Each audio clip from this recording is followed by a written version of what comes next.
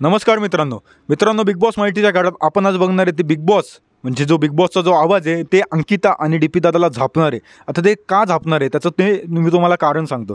कारण की सगळ्यांना लिव्हिंग एरियामध्ये सगळ्यांना एकत्रित जमायला सांगितलं बिग बॉसने. काहीतरी अनाऊन्समेंट होणार होती म्हणजे कॅप्टन्सी टास्कची अनाऊन्समेंट होणार होती. त्याच्यामध्ये बिग बॉसनी म्हणजे तेव्हा एक थोडासा कार्यकाळ असतो, एक थोडेसे सगळे जमा होत असतात.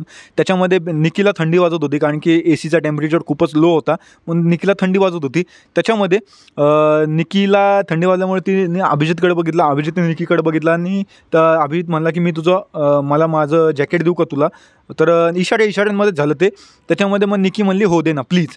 मग ते सगळं बघितलं डीपी दादानी आणि त्या डीपी दादांनी बघितल्याच्यानंतर डीपी दादाने असं काहीतरी केलं आणि डीपी दादांनी बघितलं अंकिताकडं. अंकितांनी पण ते बघितलं होतं आणि त्याच्या बाजूला वैभव पण बसलं होतं, पण वैभवनी काही रिॲक्शन दिली नाही.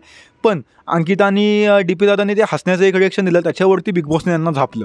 बिग बॉस त्यांना म्हणले की डीपी अंकिता नक्की झाले काय तुम्हाला, नक्की कशाचे हसवले ते तो जोक मला पण सांगा तुम्ही. एवढं जर का तुम्हाला हसायला येतं असेल तर कमी सांगू तुम्हाला जोक. तर मग ते नाही म्हणले. मग ठीक आहे म्हणले डीपी दादा आणि अंकिता म्हणले की सॉरी बिग बॉस. ते सॉरी म्हणल्याच्या नंतर मग ठीक आहे झालं, सगळ्यांचं क्लिअर झालं. तुम्हाला काय वाटतं मित्रांनो, डीपी दादाने असं हसणं किंवा मग अंकिताने असं हसणं चुकीचं आहे का बरोबर आहे? तुम्ही नक्की कमेंट करून सांगा. जय हिंद, जय महाराष्ट्र.